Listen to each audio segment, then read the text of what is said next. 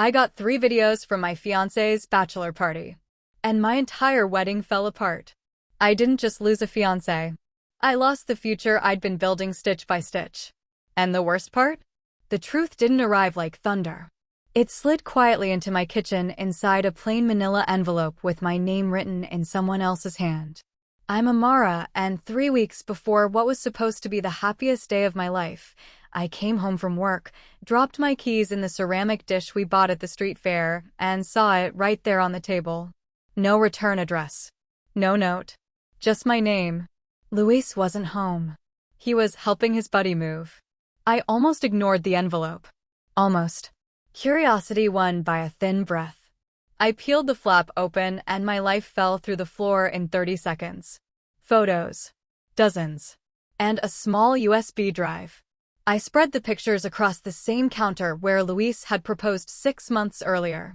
The first shot, Luis at his bachelor party, arms slung around a blonde I didn't recognize. Too close. The second, his mouth on hers. The third, a different woman. By the fourth, my vision blurred. Then I saw her. Bree, my best friend. My maid of honor. The woman who had helped me choose my dress, who threw me 3 showers, who wrote, "You deserve everything," inside a glittery card. She wasn't just there. She was involved. The photo caught her and Luis in a hotel room, both too undressed for comfort, her face lit with something that wasn't a mistake. It was triumph. My hands shook as I slid the USB into my laptop. The first clip showed Bree arriving at a hotel suite carrying party supplies. She didn't leave. She stayed, poured shots, and sent women toward Luis like a choreographer. Her voice was crystal clear. He's getting married in 2 weeks. But what happens at the bachelor party stays at the bachelor party, right? Laughter. Music. A camera that didn't look away. The second clip was worse, and not for what you think. It was their conversation after. Luis, she's gotten boring. Always talking about the wedding and the mortgage and the future. Bree, sweet, trusting Amara, she believes you've changed since college. She'll never know. She's busy playing perfect bride. I closed the laptop so hard the table rattled. My kitchen, the herb plants I'd babbied back from drooping, the fridge crowded with engagement photos, suddenly felt like a stage set for a play I never auditioned for. My phone buzzed. Luis. Moving took longer than expected. Grabbing dinner with the guys. Don't wait up. Love you. Bree, how's the planning? 3 weeks. Can't wait to see you become Mrs. Rivera. 3 weeks. In 21 days I was supposed to walk down the aisle of St. Gabriel's in front of 200 people, wearing a gown that cost 3 months of pay. I sat in the dim kitchen until the light died and something cold grew in me beside the heartbreak. Not rage. Not yet. Something sharper. Calculated. They thought I was predictable. Too trusting to notice. Too sweet to do anything even if I did. They were wrong. I woke before my alarm and lay still, listening to the shower run. 3 months ago, Luis's off-key humming would have made me smile. Today it made my jaw ache. He came out with a towel around his waist, easy grin in place.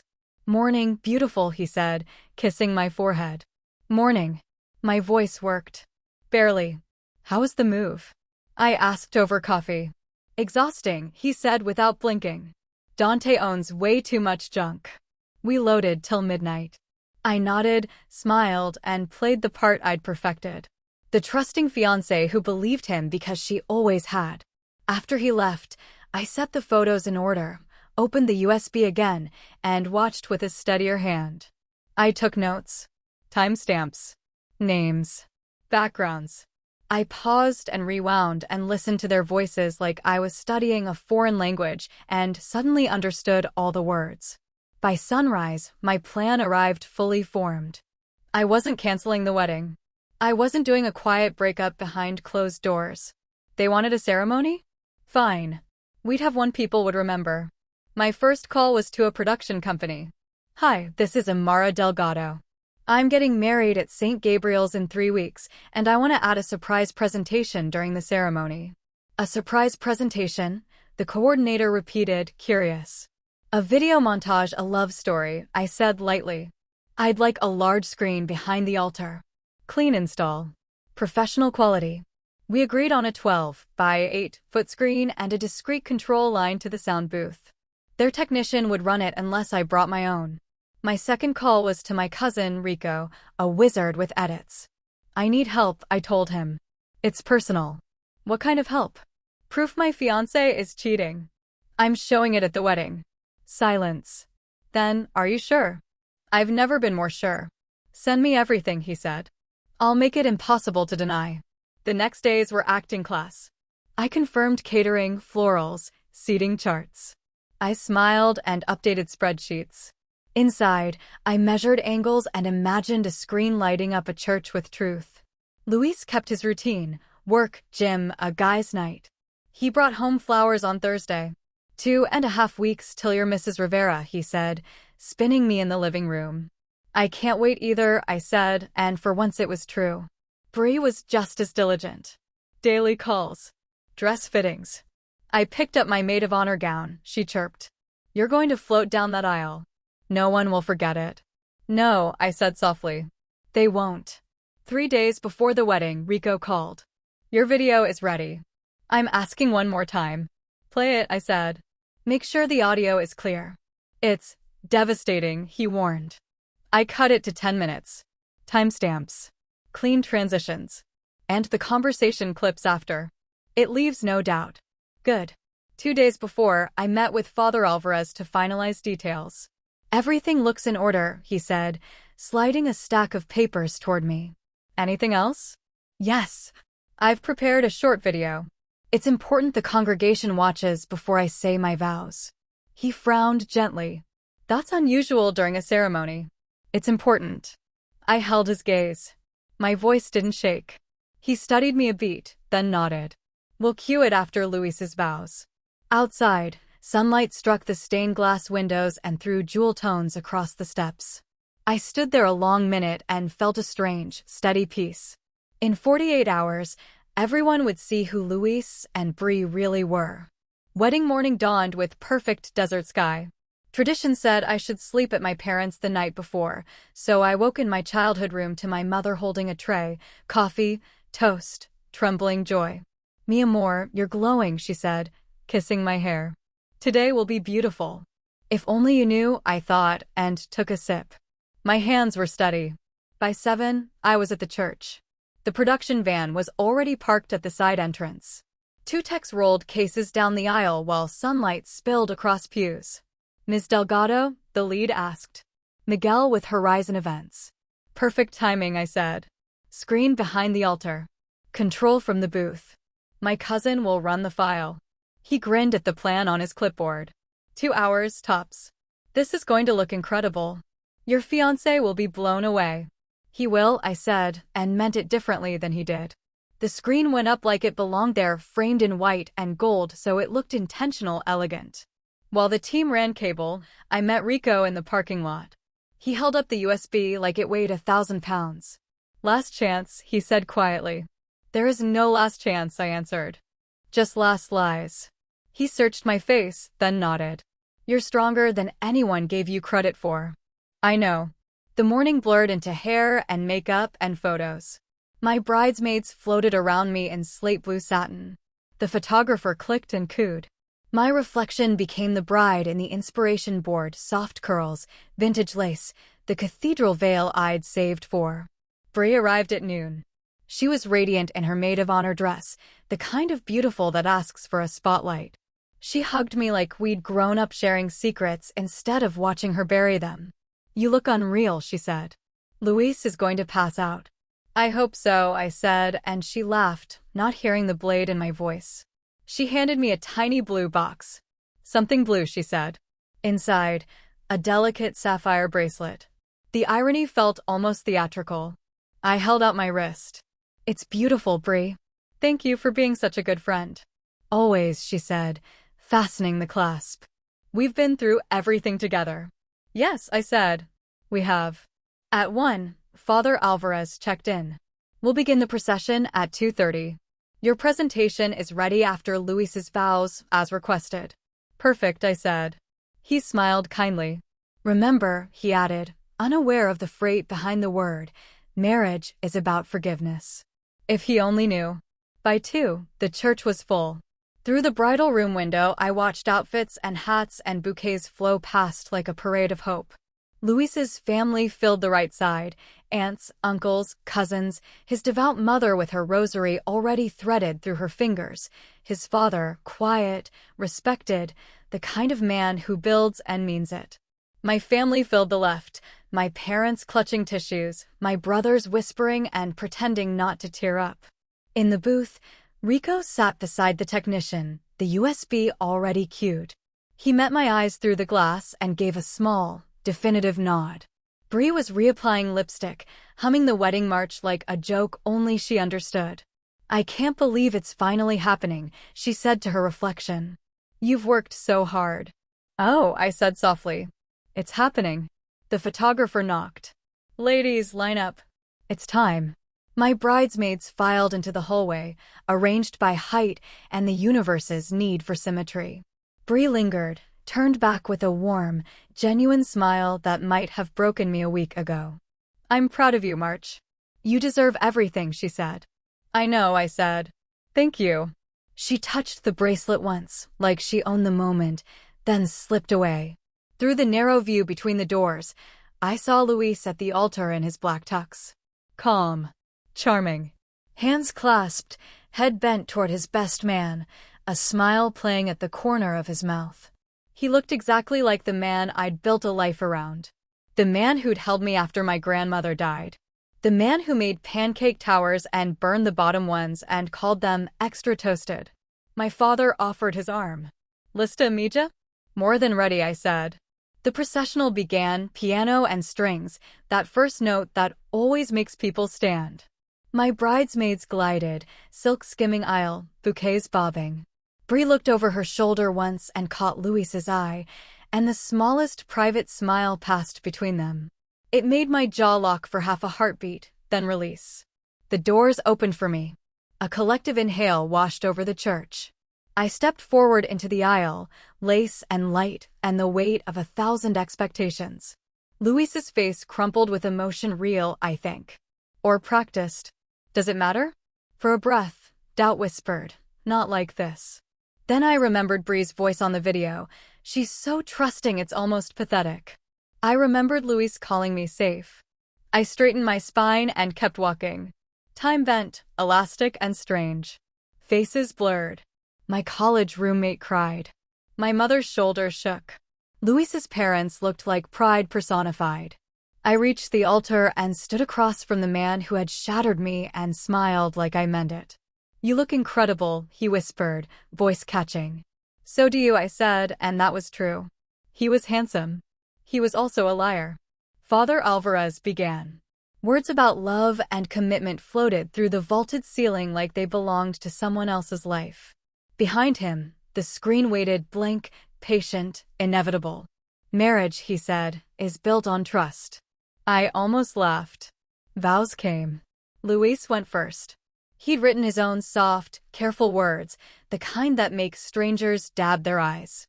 "You made me better," he said. "I promise to be faithful. I promise to honor the gift of your trust."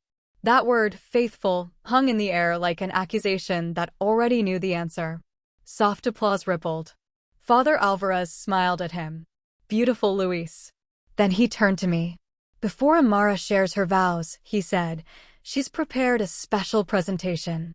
Luis's eyebrows lifted, surprised and delighted. He mouthed, "A surprise," like a child at a birthday party. "Yes," I said into the microphone, "study. Something I think everyone should see before I make my promises." Heads tilted. The air changed. "Thank you for coming to witness what I thought would be the beginning of our life together," I said, turning slightly so my voice carried to every pew. "Before I pledge the rest of my days, you deserve to know what I discovered." Bree's smile evaporated. Luis's grin faltered. In the booth, Rico's finger hovered over the space bar. "Luis," I said, looking at him. "You promised faithfulness." "Amara, wait," he started, reaching for me. I lifted my hand. "Let me show everyone what your promises are worth." Behind Father Alvarez, 12 feet of screen bloomed to life. And the church fell into a silence so complete I could hear my own heartbeat, the The first image hit like a bell. Luis at his bachelor party, arm around a blonde who wasn't me. The camera's date stamp glowed in the corner. 2 weeks ago, the exact night he said he was helping Dante move. A low murmur rolled through the pews. Then the montage began, Rico's clean edits stitching together clips and photos into a story even the most stubborn heart couldn't deny. Laughter. Music. Luis drinking like he hadn't promised anyone anything. Flirtation that wasn't a misunderstanding, but a choice made again and again. The camera never shook. The audio never blurred. The truth didn't stutter. I didn't look at the screen. I watched faces. Luis's mother's rosary slowed, then stopped. His father's jaw set so hard I could see the muscle jump. My father's hand closed into a fist at his side. My bridesmaids' wide eyes slid from the screen to Bree, then back again as if their brains refused to process what they already knew. The video cut to the hotel hallway. Bree appeared on screen, stepping out of the elevator with a tray of drinks and a smile that could slice glass. She wasn't a bystander. She was directing traffic, tilting her chin toward Luis when women walked by, mouthing that one, pressing drinks into hands, whispering. Her voice filled the church, clear as crystal. He's getting married in 2 weeks. But hey, what happens at the bachelor party stays at the bachelor party, right? The gasp that moved through the room sounded almost physical, like a wave hitting a wall. On the altar beside me, Bree dropped her bouquet. It thudded against marble. Petals skittered. Her mouth formed my name, soundless. Then the clip shifted Luis and Bree together in that hotel room, framed just long enough for context, and then cut away. Rico had been careful. Nothing graphic. Nothing that violated platform rules. Just the undeniable fact of where they were and what they'd chosen. The next clip was the one that mattered most, their conversation afterward, recorded without their knowledge. Their laughter wasn't nervous, it was mean. Luis, she's always talking about the wedding and the house and the future. Bree, sweet, trusting Amara. She actually thinks you've changed since college. The sound ricocheted around stone and stained glass. 200 people heard exactly what I had heard alone in my kitchen. I felt rather than saw Luis turn to me. Amara, we should talk, explain, I said into the microphone, my voice steady, amplified, inescapable. Explain how you promised faithfulness while planning other plans. Explain how my maid of honor organized your big night out. Please. Explain it to all of us. The video rolled on timestamps, brief cuts of different women, clear geography that matched the hotel's carpet pattern and the neon sign outside the bar, and then text overlays, screenshots from their messages. Rico had arranged a timeline along the bottom, 8 months of deception, marked with days I could name by memory. Bridal shower. Dress fitting. Cake tasting. Little pins on a map of betrayal. Bree whispered, turn it off, without the microphone. Her voice wobbled. Turn it off. Why? I asked, still calm, still public. We're not even at the part where you pick dates. I'm out of town. The screen changed to a text thread. Bree. She's at the shower till 10. Your place or mine? Luis, mine. She thinks I'm at the Henderson site late. A ripple moved through the pews, shock becoming anger. Someone said, no way. Another, oh my goodness. An older aunt made the sign of the cross without taking her eyes off the screen. Luis's best man, Dante, the alibi from Moving Day, took a step back like the floor had heated under his shoes. Dude, he muttered, too loud. I covered for you because I thought you had cold feet, not because he stopped, shaking his head. Luis reached for me again, palm up like a truce flag. We can fix this. Please. I tilted my head. You told her you loved her, I said, nodding toward the screen where Rico had paused for emphasis on a particular message. Luis, what we have is real. With Amara, it's safe. He stared at his own words, printed big enough to read from the back pew. The room pivoted. Until then, people had been watching the movie. Now they turned to the cast. Luis's father stood. Everyone knew him, quiet, respected, a builder of houses and reputations. He didn't raise his voice often. He didn't need to. 43 years, he said, and the number was its own sermon. 43 years I have been married to your mother. Do you know what a vow costs? You just told this woman it was worth a party trick. Papa, Luis breathed small. His mother rose beside him, rosary clenched so tight the beads left marks.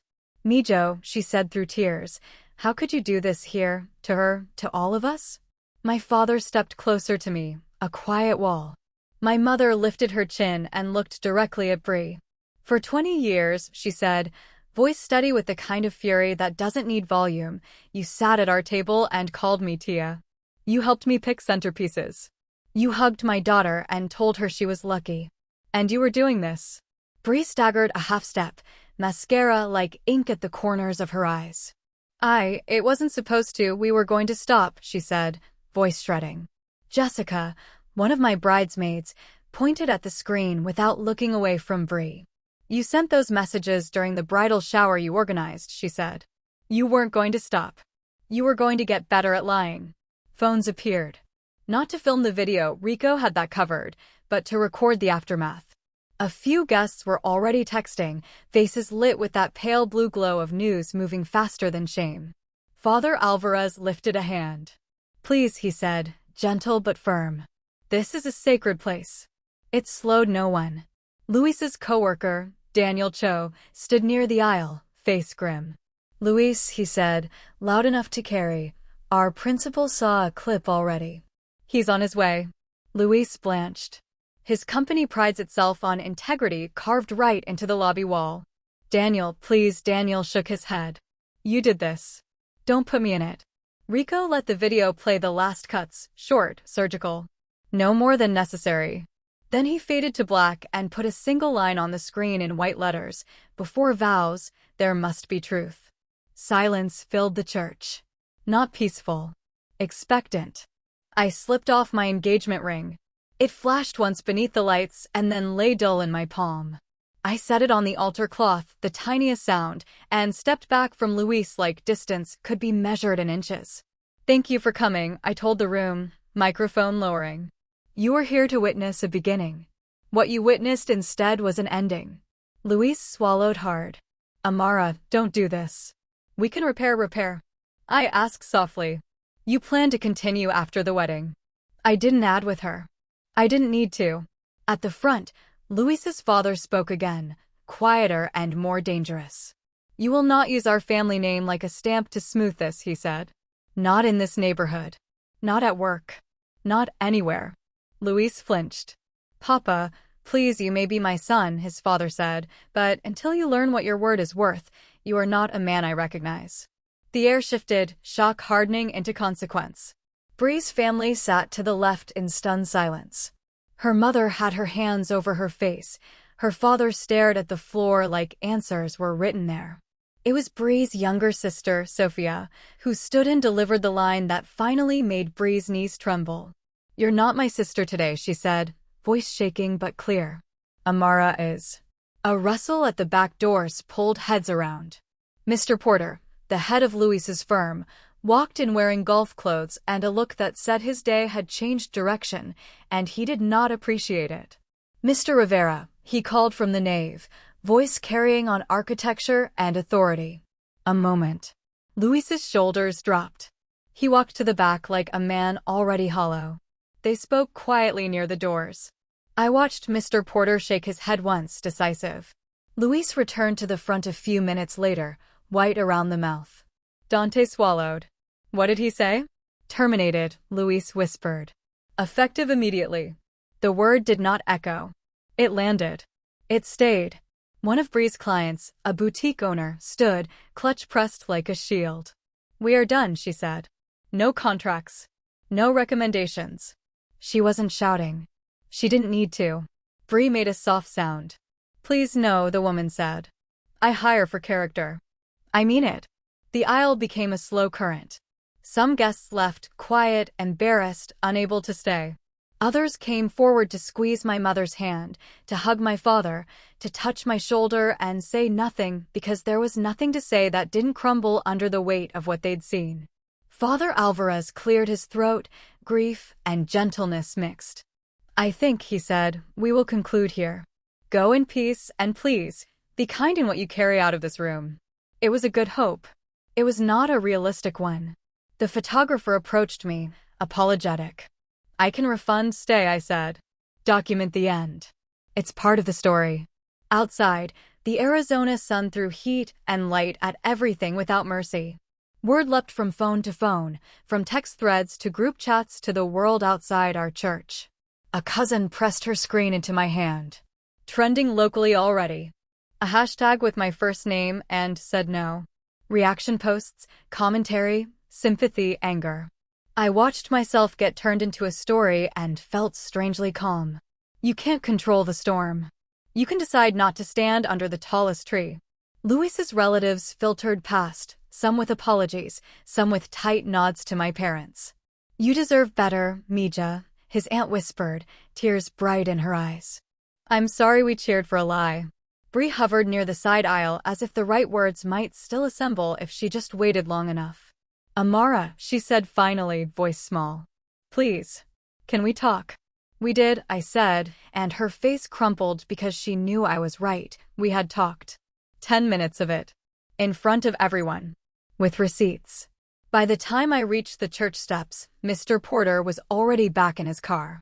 A group of Luis's coworkers stood together, murmuring. Daniel glanced up at me and gave a nod, a quiet, respectful acknowledgement that I had done what had to be done. I walked down the steps slowly, bouquet forgotten somewhere behind me, veil lifted and draped over my arm like a flag I didn't need anymore. My father offered his hand at the bottom. I took it. My mother kissed my cheek, tears cool against hot air. We didn't have a reception. There was nothing to celebrate. Instead, we went home to my parents' house, where my mother made rice and beans with hands that needed to keep moving, and my father sat at the table across from me like a guard who didn't want to guard, just didn't know what else to do. My brothers arrived with bags of every kind of pastry our local bakery makes. Sugar helps people who can't help. My phone vibrated without rest, texts, DMs, missed calls from numbers I didn't recognize. I turned it face down and ate half a pastelito without tasting it. By nightfall, the clip had jumped from local to regional. A morning radio host messaged a cousin for comment. A news blog wrote a post with a headline that made my stomach flip. "Bride plays video of fiancé's affair at the altar, town stunned." The comments were a mix of cheers and clucks, empathy and appetite. I stayed off the feeds. I already knew the truth. I didn't need to watch strangers season it. But the first ripples of consequence found us anyway. Lisa, part of the couple who'd introduced me to Luis, called Jessica in tears. She'd just learned her husband had known about the affair for months and said nothing. "If he can keep that," she told Jess, "what else can he keep?" Dante's girlfriend ended things that night. She'd seen his texts covering for moving day. By Monday afternoon, at least half a dozen couples in our circle were either fighting or finished, not because they'd cheated, but because they'd helped someone hide a cheat. The fallout didn't just punish the guilty, it exposed the gravity wells of everyone's choices. Secrecy has a way of asking bystanders to pay.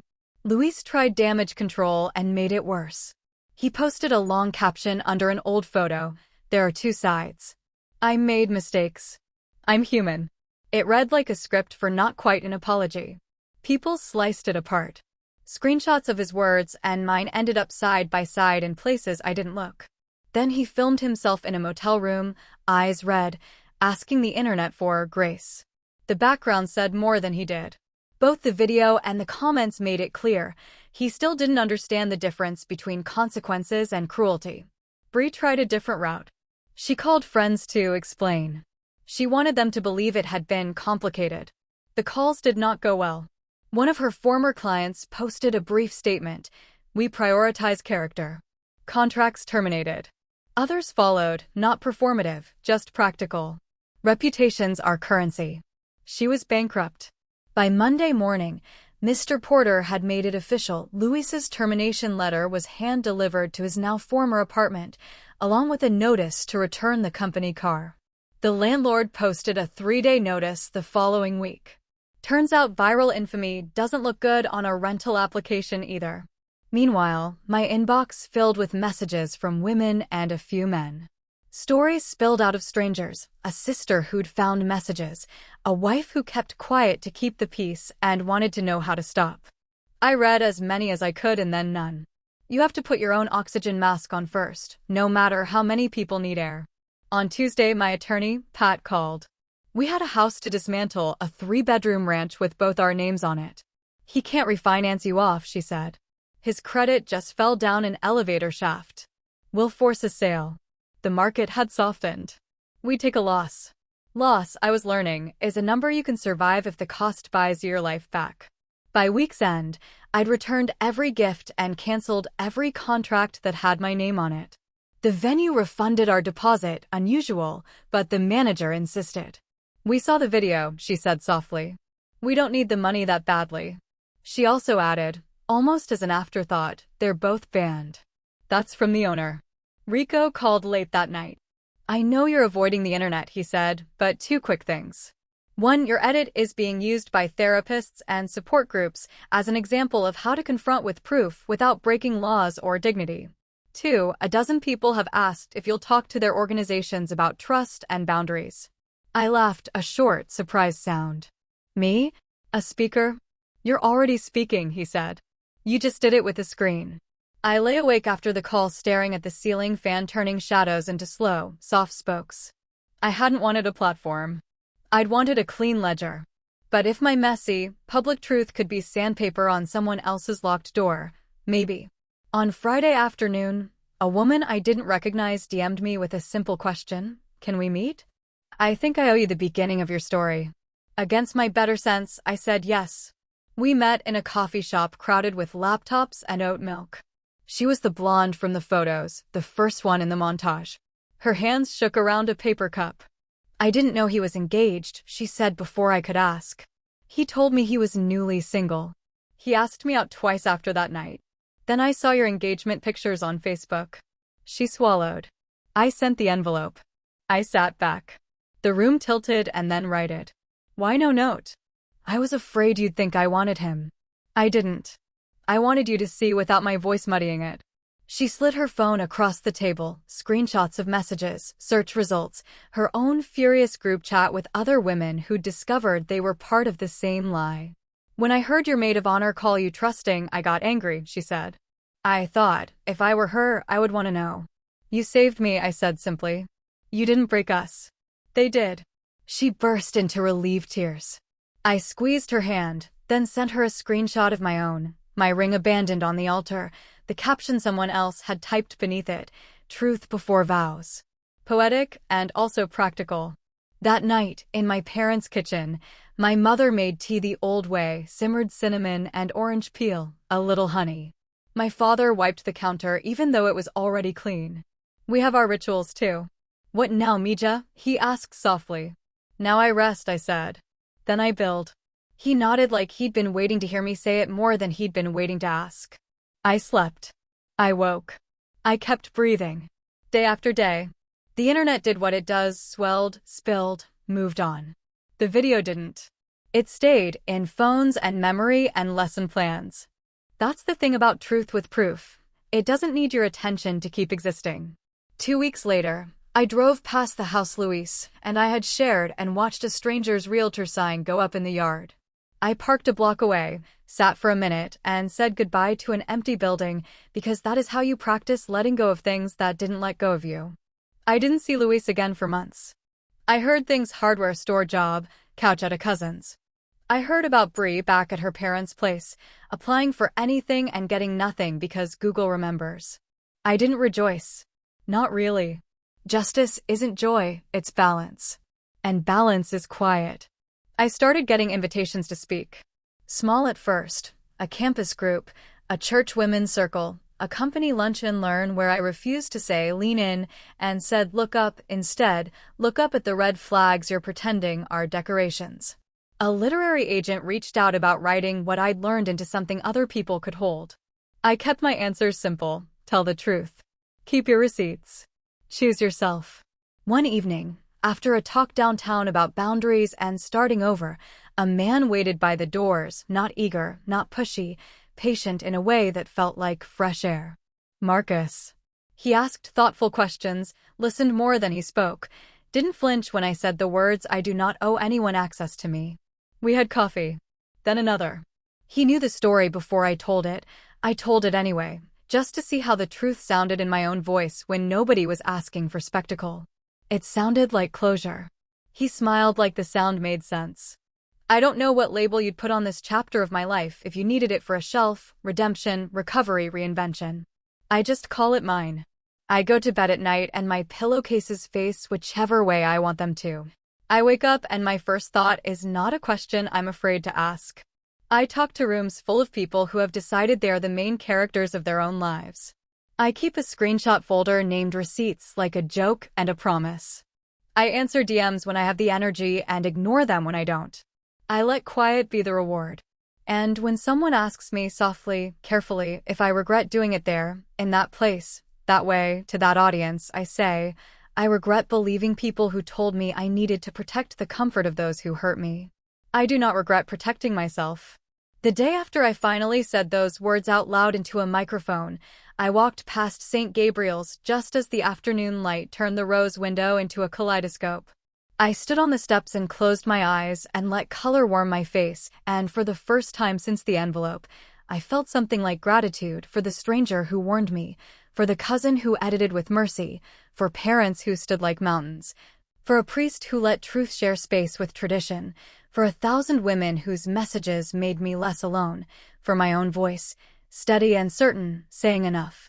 I opened my eyes. The street sounded like a normal day. The world had not ended. It had only begun again, in a different direction. The morning after the altar went silent, my phone looked like a slot machine that wouldn't stop paying out missed calls, voice notes, texts from unknown numbers, DMs stacked like bricks. I turned the screen face down and let the kettle whistle. The world could be loud. My kitchen didn't have to be. By noon, the story had climbed out of our neighborhood and onto the local news sites. Bride plays proof of affair at the altar. Crowd stunned. Comment sections filled with sharp little realities. Women saying, I wish I'd had your courage. Men saying this made me check who I am. A chorus of good for you, and I could never. I didn't read long. I already knew the plot. I was still living it. The consequences didn't stop at Luis and Bree. The truth doesn't travel alone, it drags everyone who helped it hide into the light. Lisa called Jessica crying. Her husband, Tom, the one who introduced me to Luis, had known about the affair and kept his mouth shut. She filed for divorce by the end of the week. If he can protect a secret like that, she told Jess, what else can he protect? Dante's girlfriend dumped him after reading the texts where he covered moving night. 3 other couples in our circle collided with the question nobody wants to answer. What did you know, and when did you decide my comfort mattered less than your convenience? Silence has a cost. Suddenly, people were getting the bill. Luis tried to pull the emergency cord. First came the Notes app manifesto. There are 2 sides. I'm only human. I made mistakes. I loved her. He posted an old selfie and captioned it like a confession, and a defense had a baby. It went about as well as lighting a match in a wind tunnel. People stitched his words next to screenshots from the video and called it what it was, not accountability. Then he recorded himself in a motel room, eyes red, asking the internet for grace. The lamp was crooked, the bedspread a pattern you could only buy by the 100. The video said more than he did. He wasn't sorry for what he'd done. He was sorry for where it landed him. Bree made her own mess. She started phoning mutuals to explain that it was complicated, that feelings are slippery, that she never meant to hurt me. Those calls traveled faster than she did. One of her best clients posted a simple sentence on her business account. We prioritize character. Contracts terminated. Others followed. Reputation is currency. She was spending something nobody wanted. When her phone stopped being useful for charm, Bree tried narrative. A local blogger interviewed her, headline, The Other Woman Speaks, Love, Mistakes, and Regret. She talked about falling for Luis, about plans to come clean after the honeymoon, about how you can't control who you love. She forgot to mention the part where you can control who you betray. The piece did numbers. The comments did damage. Screenshots of her romantic monologue sat next to Luis's motel apology, like a mismatched couple at a terrible dinner party. Together, they proved what neither of them intended. They didn't grasp the harm, only the fallout. Meanwhile, the practical world kept score. Mr. Porter's termination letter arrived with a request for the car keys and a reminder to return the laptop. The landlord slid a 3-day notice under Luis's door when rent failed to appear. His industry is small. Word travels fast. The man who got integrity laser cut into the office wall doesn't keep employees who trend for the opposite. Bree's losses were rasher and meaner. No clients, no referrals, no safety net. Even her professional insurance balked. Her carrier re-rated her as unacceptable risk after a cascade of potential claims and public notoriety. Without coverage, no reputable business would hire her as a consultant. She tried to rebrand under a new name. The internet laughed. Search results don't care about aliases. Google remembers. Pat, my attorney, walked me through the house. He can't refinance you off, she said, matter of fact. We'll force a sale. Market's soft. You'll take a hit. It's still cheaper than dragging your life through mud. We listed the 3-bedroom ranch. The number on the yard sign was smaller than the one on the closing paperwork from 8 months earlier. Loss, but not ruin. A tuition payment to the University of moving on. On Wednesday, Pat called with a sideways update. 3 women from that bachelor party filed civil complaints, she said. Fraudulent misrepresentation. He told them he was single. I don't know where those land, but it's more paper on his desk. Consequences stacking like overdue mail. The reception venue called to refund my deposit. We saw the video, the manager said gently. You don't owe us anything. Then, almost embarrassed, we've banned them both. Our regulars were very clear. I didn't ask for it. I didn't need it. But it told me exactly how far the shockwave had traveled. Rico kept me posted on the internet, so I didn't have to drown in it. Your edit's being used by therapists as a model for confronting with proof without humiliation, he said. You're getting speaking invites, too. Start small. See if it feels like oxygen. I said I'd think about it. And then I said yes, first to a campus group where students sat cross-legged on carpet squares, then to a women's shelter fundraiser where the clink of forks paused when I said, keep your receipts, then to a corporate lunch and learn where I told a room in suits that no is a boundary, not a negotiation starter. I never showed the video. I didn't need spectacle. I brought notes and told the truth like it was a recipe, steps, ingredients, what to do when something burns. A literary agent, Samira, found me after one talk. There's a book here, she said, direct. Not revenge porn. A blueprint for self-respect. We met for coffee. I told her I didn't want to be a mascot. Not a mascot, she said. A map maker. We drafted a proposal with a working title, Truth Before Vows. It wasn't about humiliating anyone.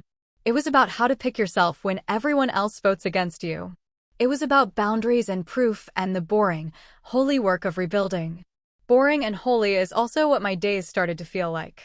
Morning walks with my mother. Spreadsheets for a crisis comms consultancy I accidentally built because people kept asking me how to tell the truth in rooms that prefer spin. Evenings with friends who were there in sweats and in suits. Quiet became a reward instead of a risk. Somewhere in that slow, steady stretch, I met Marcus. He waited after a talk, not hovering, not angling, just there. He asked a crisp legal question about public disclosures and private facts. I answered. He listened. We got a coffee because it was easier to keep talking than to stop. Coffee turned into tacos. Tacos turned into a walk where we admitted all the weird little habits you usually hide until month 5.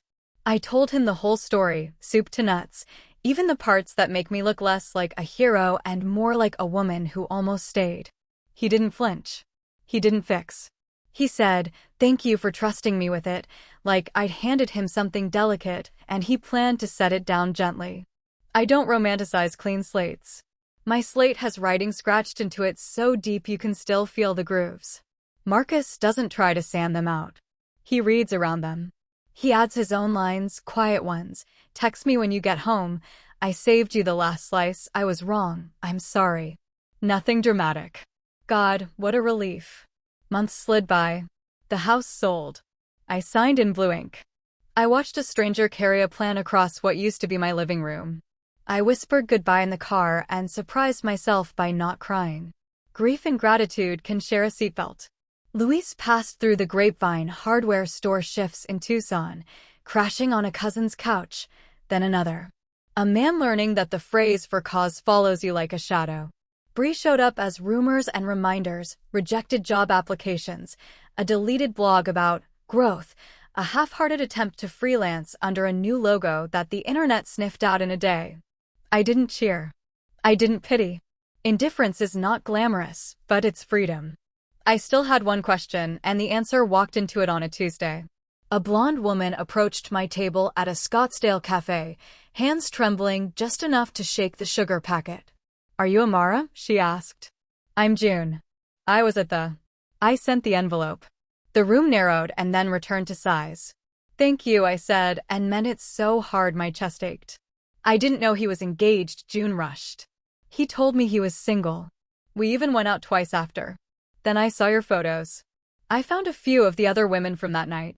Her phone filled the table with screenshots, his lies lined up like tiles, her group chat with women he'd charmed. The moment they realized the pattern wasn't accident but method. "I didn't leave a note because I didn't want it to look like I wanted him," she said, eyes wet. "I wanted you to see without wondering why. You saved me," I told her. "You didn't break anything. You just turned the light on." She exhaled like permission is oxygen. Then she added the part that sealed the file in my heart. After the video, 6 more women messaged me. He'd been talking to them too. 6. Not one mistake, not one bad night. A system. If I needed reassurance that I had chosen correctly, there it was. I bought June another coffee and texted Rico a heart and a sunflower. Symbolic, sure. But sometimes cliché is just the shortest path to the truth. By the time the first galley pages of Truth Before Vows arrived, my life felt like a room I had painted myself. The book wasn't a victory lap. It was a manual. Chapter headings read like promises to a younger me, believe boring clues, pillowcases, timelines, the way a story doesn't add up. These are smoke alarms, not paranoia. Keep receipts. Screenshots don't fix your heart, but they keep gaslighters out of your head. Don't beg for character. If someone makes you audition for the bare minimum, you're in the wrong casting call. Public isn't always petty. Sometimes the only way to end a lie is to say the quiet part into a microphone, with care, with proof, without cruelty. Closure is a solo project. It isn't something they hand you. It's what you build when you stop waiting for them to understand. Samira sold the book with a pitch that made me laugh, a love story where the love is for yourself and the plot twist is boundaries. And then she sold it again to translation and again to a college program that wanted students to know what honesty looks like under pressure. I did a small tour. I signed books for women who shook and women who didn't, and one granddad who said, "My granddaughter needs this more than she needs a prom dress." The strangest message I ever got came from a man who wrote, "I was Luis once. I watched your video with my wife. We went to counseling. I'm doing the work. Thank you for making me look in a mirror I'd been avoiding." I don't know if he'll keep that promise. It's not my job to police it. It was enough to know the story could do more than scorch, it could warn. I kept a boundary I promised myself in that echoing church. I would not become the manager of Luis and Bree's consequences. I didn't track them. I didn't post. I didn't wink at updates. When people tried to hand me gossip, I set it down. They are footnotes in a chapter that left the textbook. Once, months later, I saw Luis at a farmer's market in a different town. He was alone, hands in pockets, studying tomatoes like they might apologize for being red. He saw me. He didn't approach. I nodded. He nodded. No soundtrack swelled. The air didn't change. I walked away and bought 2 cinnamon rolls, one for me and one for my mother, and when the icing stuck to my fingers I licked it off and thought, this is what ordinary feels like when you earn it. Another time, Bree sent a letter. It was 15 pages of adjectives around the word sorry, no verbs. She wanted me to know she was healing. Good. Earn it. I didn't write back. Forgiveness, for me, lives in the quiet decision not to carry her anymore. It doesn't live in returning to a person who set fire to my front porch and called it a candle. I still walk past St. Gabriel's sometimes when the sun hits the rose window and splits into colors that don't belong to just one person. I touch the cool stone of the door and thank the room, not for the spectacle, but for surviving it with my spine intact. Father Alvarez nodded at me once from the steps, a shy smile like we share a secret. We do. He let the truth into a place reserved for vows. He didn't know what he was approving. He did it anyway. Sometimes faith looks like trusting a woman to know what she needs. My parents got their daughter back, the one who laughs with her whole face and leaves shoes in the hall and asks for her mother's recipe by text, and then doesn't follow it. My brothers treat Marcus like an invited guest in a club they run with sarcasm and backyard burgers. My circle is smaller than it was. It's also real. You learn to love the echo a smaller room makes when it's filled with the right people. A year to the day after the non-wedding, we held a different ceremony. Not official. Not registered. Just mine. I stood in my living room with family and friends and read vows to myself that I wish someone had handed me at 21. I vow to believe myself the first time. I vow to treat peace like rent money, paid before anything fun. I vow to let love in only when it comes with truth and repair tools. I vow to never again protect someone's comfort at the expense of my dignity. I vow to remember that my life is not an audition, it is the show. We clinked glasses. We ate cake the way cake wants to be eaten, messy, with laughter, without a photographer telling you to angle your fork. My mother cried for the right reasons. Every now and then, people still ask if I regret not handling it privately. I tell them the truth. I tried being quiet in a kitchen with an envelope. Quiet didn't keep me safe. Receipts did. A screen did. A mic did. The point wasn't humiliation, it was clarity. I didn't smear. I showed. If the truth humiliates you, that's not on the person who turned on the lights. I don't tell them about the pillowcases unless they're very young, and I want them to understand how boring betrayal can be. It rarely arrives wearing fireworks. Sometimes it's the direction a seam faces or a story that won't balance. Your body knows. Listen. When the book came out, Samira sent flowers and a card that said, author, noun, one who writes it down so others don't have to bleed the same way. I put the card on the fridge. It sits next to a grocery list, a finger-painted dinosaur, and a printout that reads truth before vows in a font my brother says looks like a poster at a yoga studio. Good. I like yoga. I like breathing. Here's the part one want you to carry.